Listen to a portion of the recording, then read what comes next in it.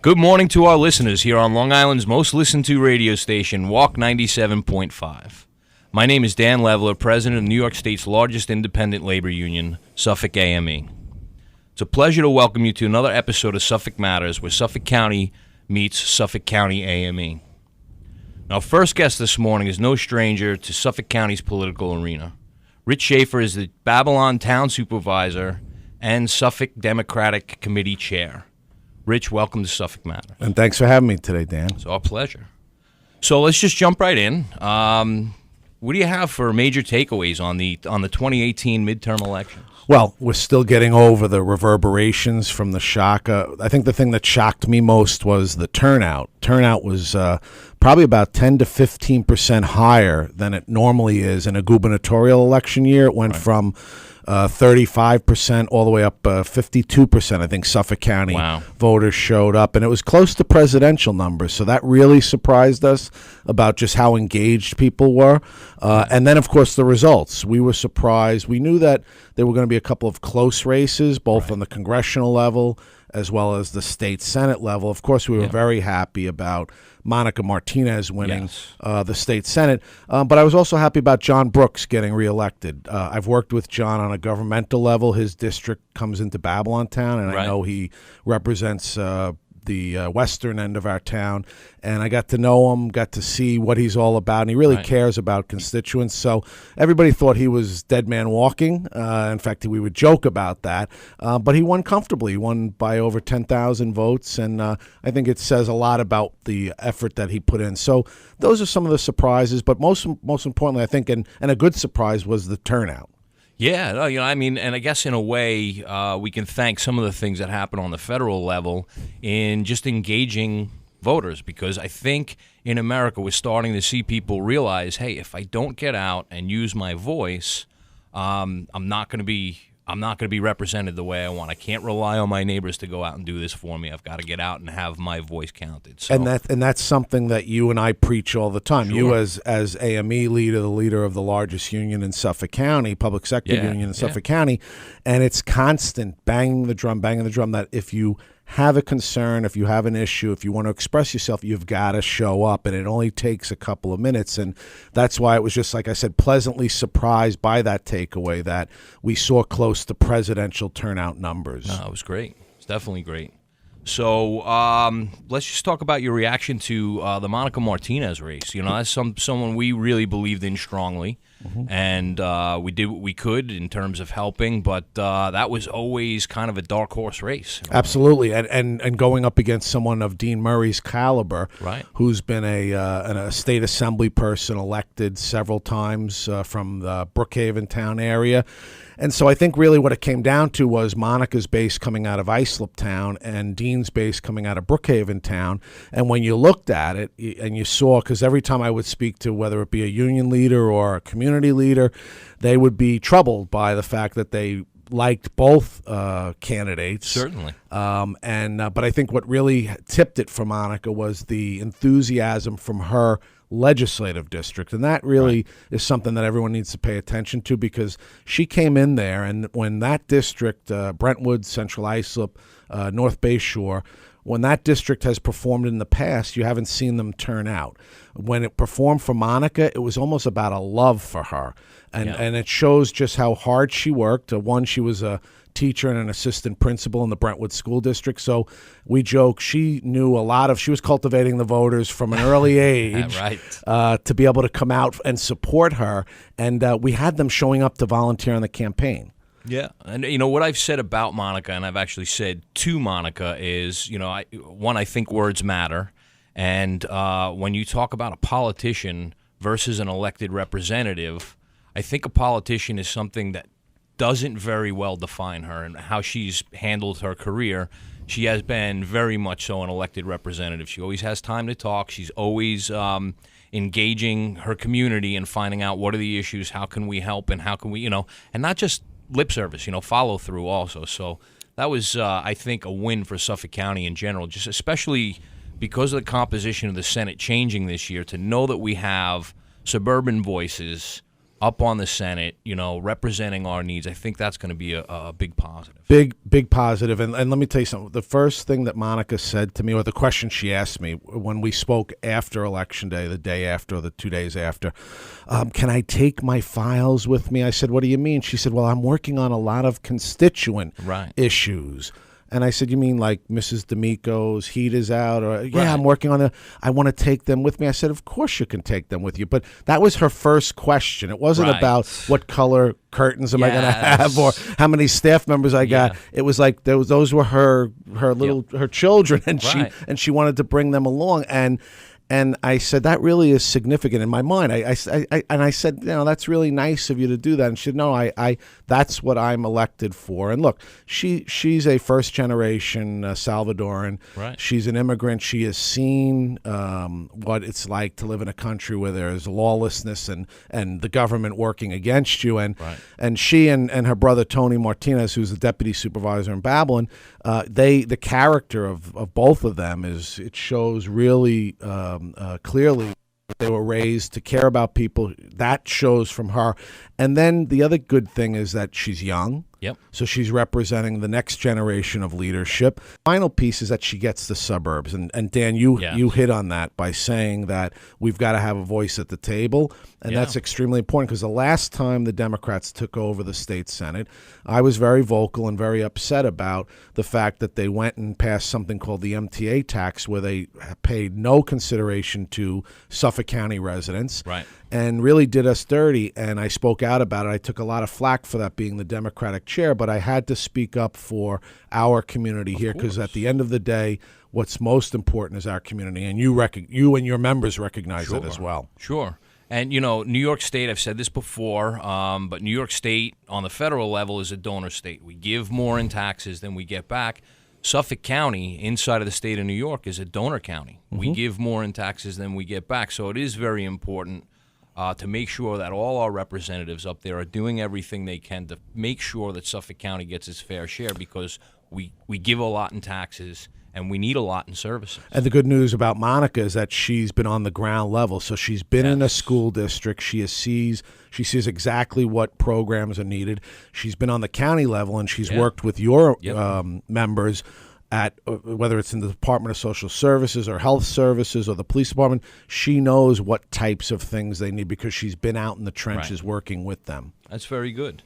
So how do you think, now Monica vacating her seat on the Suffolk County Legislature, how do you think that's going to impact the dynamic of the ledge in Suffolk County? Big loss. One, because she brought a lot to the table in terms of knowledge and also engagement. And I think with her stepping out, we've got to be very cognizant of who we select. And right now, we as a party have been interviewing. We've interviewed at least 7 different people who are interested in running. And the way that works is a special election will be held. The legislature will call that. Monica will resign December 31st. She'll be sworn into office as a state senator January 1st. Right. And then the legislature is, I think, scheduled to meet on January 8th, a special meeting to schedule an election for February 26th. So the voters of that district, those communities in, like I said, Brentwood, Central Islip, and North Bay Shore, will go to the polls on February 26th. All of the parties will now select candidates. There'll be no petition process. It'll be done through convention. Right. And then those candidates will run. The person elected will serve until the end of the year. And this whole process will take place again during the normal process, the normal election, which is over the summer into the November election. That person would have to run again. Right. So that would be a special election for that district. Correct. And there's a couple of sewer referendums coming up also. So voters are going to need to stay engaged to keep their voice heard on these important issues. Absolutely. In fact, we conducted a meeting the other night at Babylon Town Hall. We had a bunch of residents who were affected in the Babylon Town area to get information about that important project. We're excited about the fact that they're looking to expand the sewer district. Sure. It's going to help the environment as well as help the residents and just their quality of life. Yeah, sewers is something. Obviously, my history. I worked in public works. You have something to do with sewers? And I worked in, the engineering division dealing with new sewer construction. But I got to see the impact that had on people's lives. And I'm always excited for the idea that when we can sewer an area, what people don't always immediately realize is, a certain amount of your parcel size, when you have a home and the footprint of your home and what you can do with the property that you have, is eaten up by the septic system. Sure. And how far that has to be offset from curb lines and neighbor properties and everything else. And when you have a system like a sewer system, that kind of changes the rules in a way and adds immediate value to your property. Absolutely, and that's I that's think what that's we were exciting telling people. Yeah, it's very Yeah. exciting, and you guys have done a terrific job. Look, Suffolk County suffered because of the scandals of the Southwest Sewer District, which basically there wasn't a generation of politician during that time Right. period that wanted to talk about sewers. Right. And we lost out on some 25 years of progress Yeah. when we should have been talking about them, being able to access grant monies and putting these projects together. Right. The fact that we extended the sewer line up a straight path allowed us to redevelop the most economically distressed community. County Sure. Executive Balone, when he was supervisor, set up the Wyandanch Rising project. Yeah. And now we're looking at that for other areas as well. And then Supervisor Romaine talks about that's going to mean something to the Mastic-Shirley area if those voters approve this. And so it's just helping economic development, not only just the property values, but economic development in general. And we owe a Absolutely. lot of debt of gratitude to your members who work hard, who've kept this going Yes. over those years to implement this project. No, these are exciting times in that way. I mean, the concept of public works in the first place was created in the down economy to put people to work. To stimulate the economy. And FDR. we haven't, I don't feel that we've completely come out of the last crash. No, we haven't. And, right. There have been so- certain people who've gotten out of the last crash. Right. But I think that you would take a survey of your members, and I would say Babylon is a blue-collar, middle-class town. I know Right. I talk to people who I know for 20, 30 years. Right. They haven't seen that. Yeah. I mean, they're just barely treading water. And so that has not recovered from 08, 09 No. to now, which is 10 years. 10 years later, yeah. So it's exciting to see government trying to put initiatives in play that benefit the people, benefit the economy, and just all around, I guess, kind of a positive. A lot of times we get into issues in government, and there's some contention, one side or the other. So it's very rare to have something like these sewer projects that are all around perceived as positives, and in implementation will be positive. And So- it was great because it was the $400 million that came through the Sandy Yes. effort, which is now going to go, because what we want to do is protect our bay and make Yeah. sure that the shoreline can build up so that it will protect us from the next Sandy. Sure. And this was a really innovative, creative way. And I give kudos to the county executive and Pete Scully and those in the administration who've put that together. But I want to thank the people on the ground who are your members Yes. who are making it happen, and in a very quick and efficient way. Yeah. No, it's an important aspect to all of this, and again, I'm looking really, I'm looking forward to that vote. I'm looking for voters to be engaged and getting this process, off the ground. I think when we see some of these successes, it's going to make sense in more areas in Suffolk County, and that's going to be good for all of Suffolk County. Well, when they see it done well, they'll be able course. to buy into it. Yeah. And you're our favorite sewer geek. I'm happy to be that. You got it. Sure. So let's talk about something a little less pleasant but political. Very recently, the budget working group in Suffolk County got together, and they made, certainly from my perspective, some common sense tweaks to what the budget was being proposed from the county executive's office. It restored some funding and some positions, and overall, I think would have had a good impact on Suffolk County for the following year.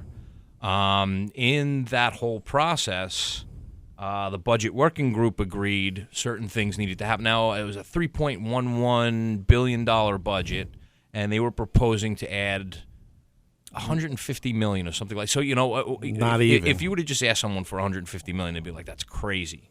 But to stack that next to $3.11 billion, I can comfortably say de minimis. Yes. And what you were and going doable. and what you were going to get for what was added, Yes. was going to bring in the efficiencies and the savings in order to fill some very vital positions. Well, one of the things that we had proposed and the working group was considering was there is some staffing issues, Sure. and Major. there are nurses that are either working on overtime or we have to hire outside agency people at even more money Which to costs you come in more. and cover these shifts. If we had the ability to do the hiring, you would be paying nurses straight time to do the job. So we actually saved money on the budget. We folded money back into the budget rather than asking for a greater spend, and that's why some of the other programs were able to be moved around. But anyway, long story short, the working group comes to a consensus, says here's what we have, and then everybody pours into the room, and the vote deadlocks.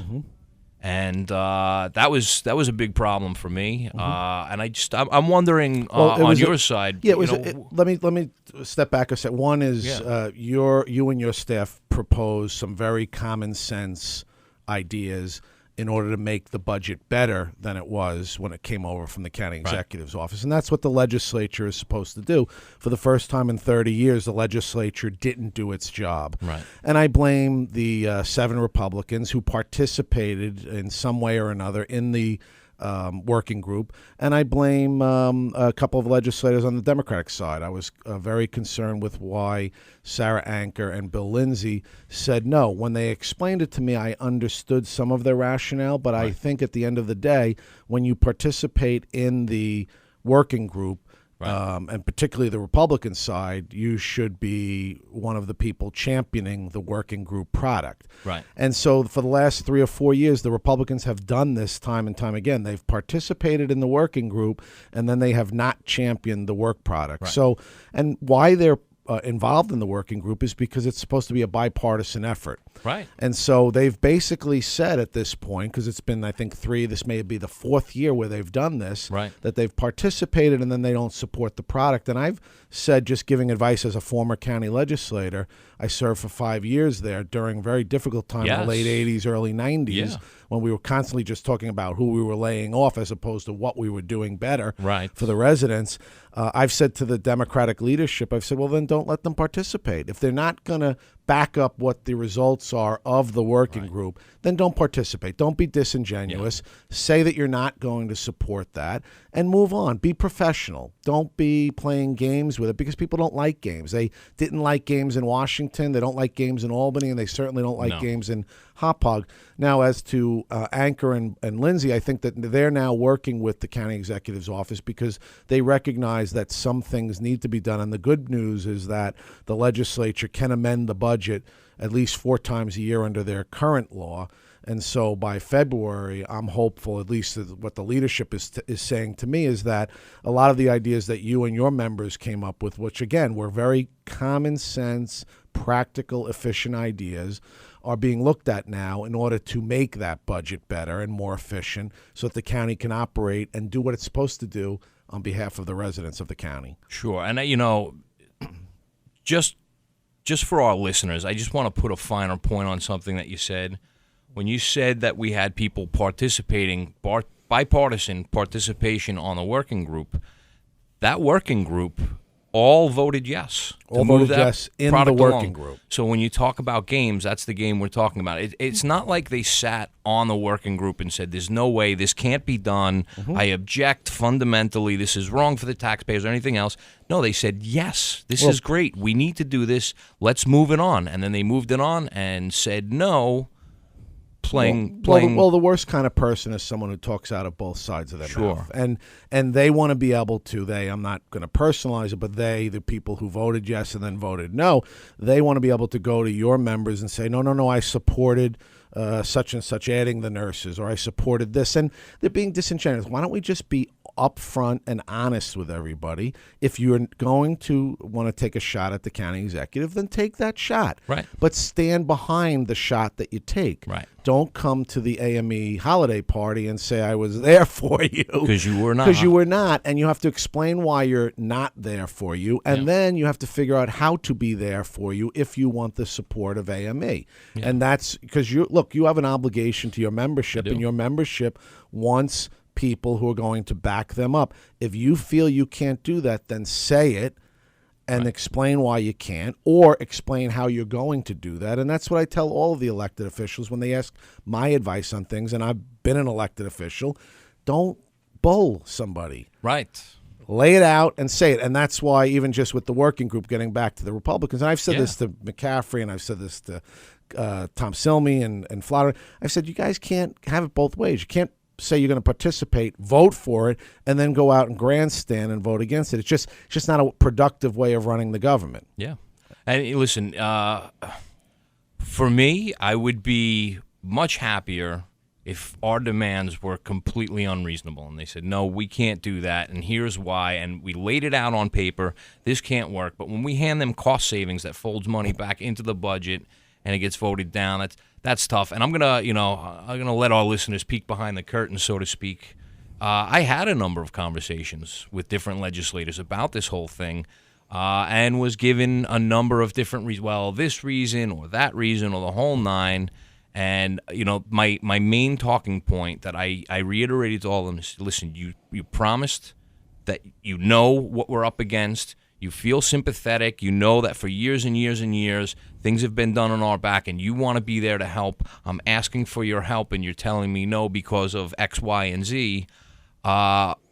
Basically what you're doing is we've asked you for food, and you gave us promises. And we've been eating promises for years. People, especially those that are elected to office, they need to follow through on their promises. When they go out on the campaign trail and they promise this, that, and the other thing, and then do nothing to deliver, people notice, and they react. And they'll be held accountable for that. Those people will be interviewing with us and looking for endorsements this year, and I'm going to want to know. When I needed you, and I made it clear that I needed you, and you told me no for what amounted to, from my perspective, party politics, that's not going to be a good enough reason to support you. So. And the good news is that there are several months left to try and come up with a way to solve some of the issues. And I know that, at least on the Democratic side, I'm not involved in their intimate discussions of this, but I think on the Democratic side, you've got a will to figure out how to make some of those, because again, it only benefits the government. And I saw what you outlined and presented, and it was all rational things. It wasn't any crazy ideas or let's try something new. I don't like the blue sky. No, it was all. I say, what do we need? It was all basic, to make sure that this government is delivering the services that the residents need. Yeah. So anyway, I know I get hot about that, and then I end up going off a little bit, but that's all right. It's called therapy. Yeah. So, what do you think? We were talking a little bit about, as I broach the subject of us doing our, we interview all people running for elected office that can have an effect on our membership and therefore Suffolk County.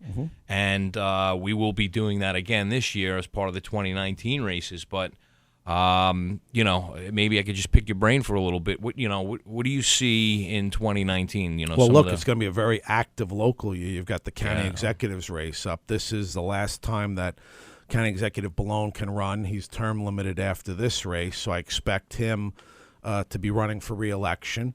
And I think you got several Republicans, so I think you're gonna see a very active county executives race. What's interesting, though, is I think on the Republican side, they're a little concerned about the turnout and how the turnout turned out in 2018. Sure. They didn't expect to see as large a Democratic turnout show up. And I think that may back off a couple of their contenders. So they may have a little bit of a difficulty coming up with somebody. In terms of the legislature, I think you'll see, obviously, we don't have any term-limited seats, open seats, this cycle, but we do have a number of seats that could go either way. Sure. On both sides. And you mentioned Sarah Anker's in a seat up in Rocky Point. She was 55-45 last election, but I expect her to always have a close race because of the demographics. Sure. Bill Lindsay's in another district that's a real tough district for us to win, but he and his father have done well there. And I expect to be able to challenge a couple of the Republicans like Steve Flotterin, who's a first-termer, in the town of Islip. I think he's made a couple of missteps that we'll be able to highlight, and we may have Joe McDermott back out, the former mayor of the village of Brightwaters, great guy. He's a union leader from the Ironworkers Union, and he gets it. He knows how to put a budget together, and he knows how to bring common sense to the table. And I'm also looking at, again, the 9th district of being able to hold that, which is the Monica Martinez seat. Right. And then our incumbents are all very strong. People like Rob Calarco and Doc Spencer have done well over the years. Right. Up in out in Brookhaven and up in Huntington, and Al Krupski and Bridget Fleming. Tom Muraturi, that may be a seat we'll look at as well. He's at the end. He thinks this is the last time he can run, and I know he's had some health issues. I'm not sure if he'll run again or not. Right. But if he does, I think we may be able to challenge. We've got a couple of young people who we've picked up in the town of Brookhaven. Right. I call them the 20-something, 30-somethings, and they're ready to go to put a challenge to somebody. So, and we've got a seat in Brookhaven, Southern Brookhaven, which I know you've worked well with Rudy Sunderman, right, and his staff. But we may go in that district because of him being a first termer and being able to go at that. We've held it before with Kate Browning. Yes, and Kate. I mean, that's still someone in that district. You say Kate, everybody knows who Kate is. Well, I'm hoping she's working with me now in the town of Babylon. She's heading up our code enforcement division. She's doing a terrific job. I'm glad I snagged her. Yes. But I've been telling her that she needs to maybe take a look at it and challenge the term limit law and see if she can run again. Yeah, there is some interesting wording there that could almost imply that you can't. You take a 2-year break and come back. Right. So. And she loved the job, and I think she did it well. Yeah, and again, the district loved her. So loved her. That's all very. I call her the Cher of the Suffolk County Legislature. Yes. You just have to say one word, Kate, and everyone knows who you're talking about. Yeah. So that's all. That's all stuff we're looking at as well, and I think residents are. Again, maybe the engagement isn't going to be quite what it was this year, but I think that next year is going to be an engaging year for people, and I think there's going to be issues that are at the forefront. And I like hearing you talk about involving some of the younger voices, because I think that's becoming more and more important. Critical.